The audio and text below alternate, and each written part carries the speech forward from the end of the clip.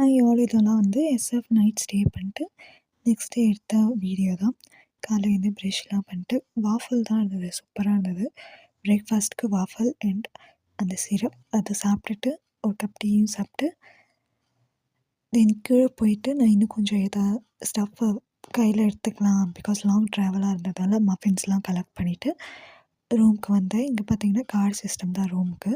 ஒரு கார்டு நம்மள்ட்ட கொடுத்துருவாங்க. அது வந்து வைஃபைல கனெக்டடாக இருக்கும். அது எப்படி வச்சிங்கன்னா சென்சாரில் ஓப்பன் ஆகிடும். ரூமும் வந்து நான் டூர் எடுத்திருக்கேன். இன்னொரு வீடியோவில் ரூம் டூர் போடுறேன். இந்த வீடியோவில் நல்லா போட முடியல.